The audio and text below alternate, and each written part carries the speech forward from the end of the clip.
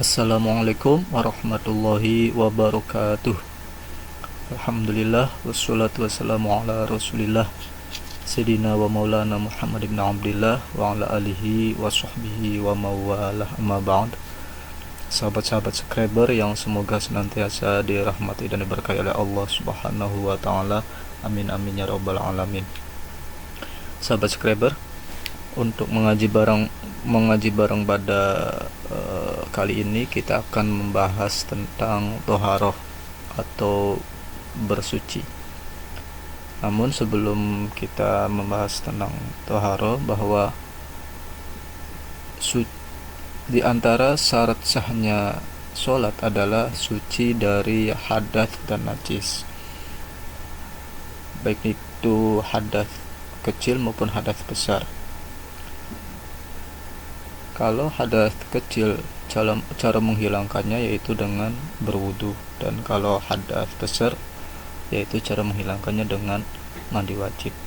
Nah, di dalam menghilangkan hadas, yaitu baik yang kecil maupun yang besar tadi, dengan wudu, dengan mandi wajib, atau menghilangkan najis itu dengan menggunakan air.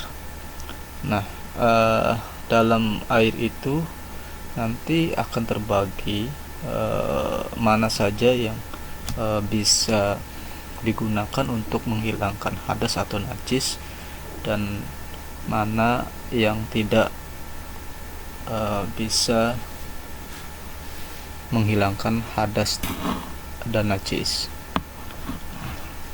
Baiklah, kita langsung saja. Toharo secara pengertian, secara istilah adalah melakukan sesuatu yang bisa menjadikan sahnya sholat, baik dengan wudu, mandi, tayamum, dan menghilangkan najis. Al-miyahu allati yajuzu at-tathiru biha sab'u miyahin. Adapun air yang bisa digunakan untuk bersuci itu ada 7 macam. Ma'us sama'i, wa ma'ul bahri, wa ma'un nahri, wa ma'ul bi'ri, wa ma'ul aini, wa ma'ul thalji, wa ma'ul bardi.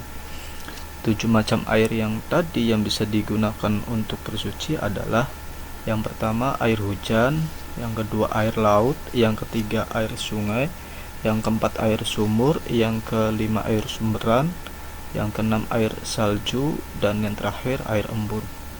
Nah, 7 macam air ini bisa digunakan untuk bersuci kalau airnya ini tentunya yang dapat mensucikan. Nah, selanjutnya kita akan membahas tentang macam-macam air dan pembagiannya. Sumal miyahu ala arba'ati aqsamin. Adapun macam-macam air adapun air terbagi dalam 4 macam. Ahaduha tohirun mutahhirun ghairu makruhin istimaluhu wa huwa al-ma'ul mutlaq. Yang pertama yaitu air suci dan dapat mensucikan perkara lain yang tidak makruh menggunakannya, yaitu disebut dengan air mutlak yang terlepas dari batasan yang mengikat. Jadi yang pertama ini disebut dengan air mutlak. Air mutlak ini air yang tadi yang terlepas dari batasan yang mengikat. Dalam artian air mutlak ini airnya suci. Jadi bukan hanya suci untuk dirinya sendiri, air maksudnya tidak najis, tetapi juga bisa mensucikan perkara yang lain. Jadi bisa untuk menghilangkan hadas dan juga bisa untuk menghilangkan najis. Nah, maka air ini disebut dengan air mutlak. Nah,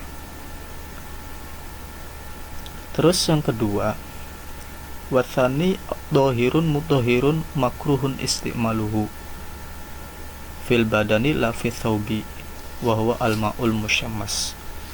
Yang kedua disebut dengan air musyammas, yaitu air suci dan mensucikan, tetapi makruh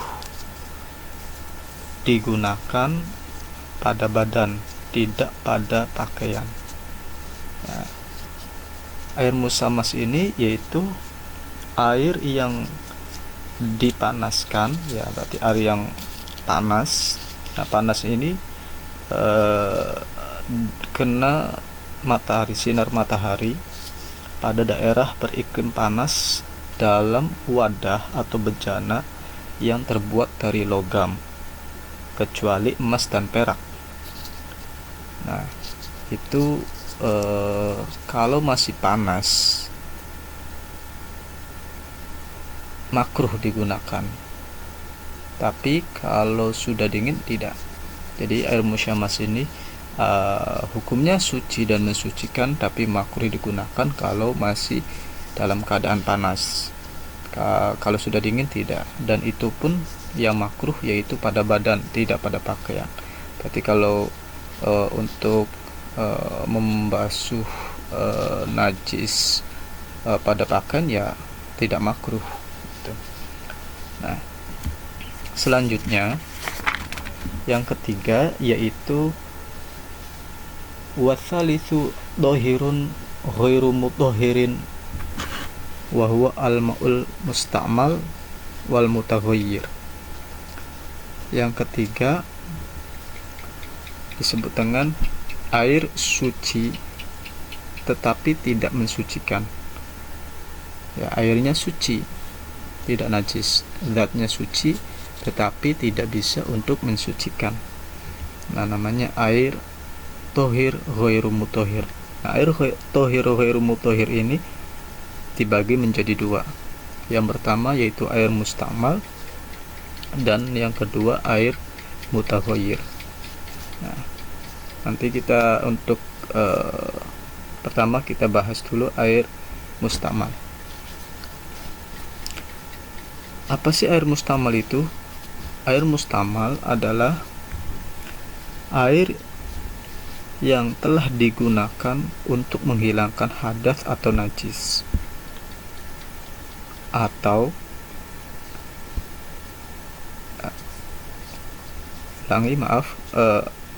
air mustamal adalah air yang telah digunakan untuk menghilangkan hadas atau najis.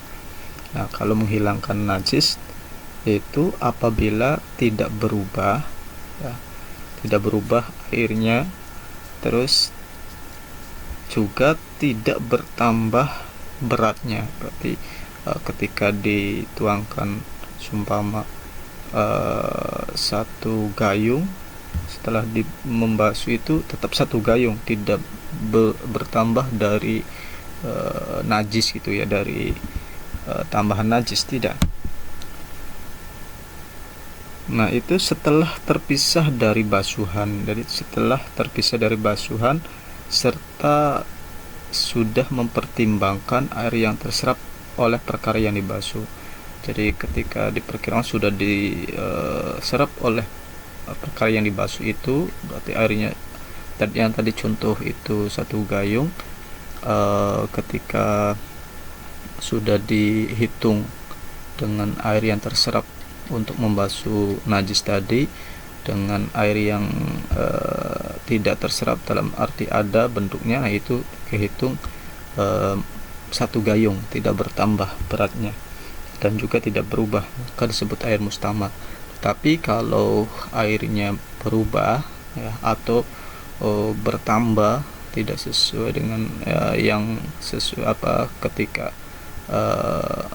sebelum membasuh, tetapi bertambah dengan karena adanya tambahan dari najis, maka ya jadinya airnya mutanajis, airnya air najis. Nah, lagi-lagi air mustamal itu tadi airnya yang sudah digunakan ya, baik ya tadi ya yang untuk telah digunakannya itu untuk baik itu untuk menghilangkan hadas atau najis. Nah, kalau menghilangkan hadas tadi udah menghilangkan najis tadi udah dibahas bahwa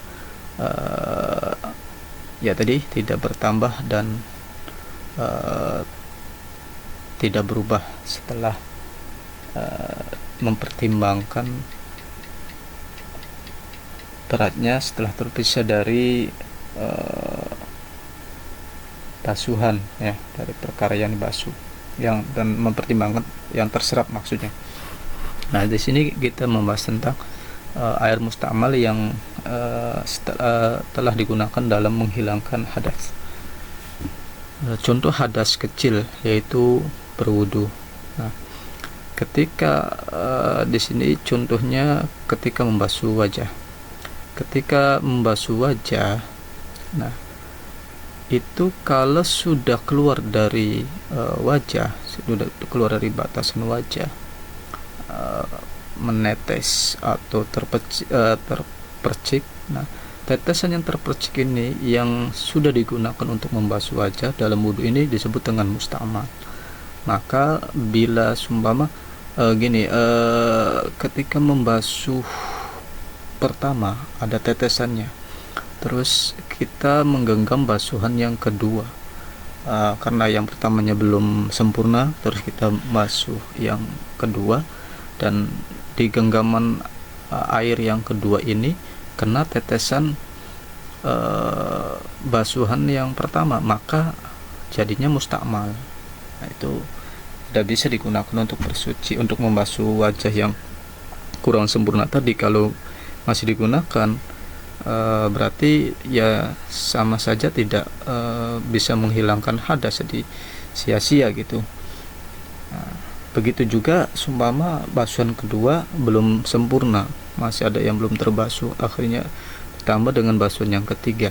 Nah, basuhan yang ketiga ini juga jangan sampai terkena tetesan atau percikan dari basuhan yang kedua, atau mungkin masih ada basuhan yang pertama ya, yang campur yang kedua, itu jangan sampai tercampur itu. Kalau tercampur nanti jadi mustakmal.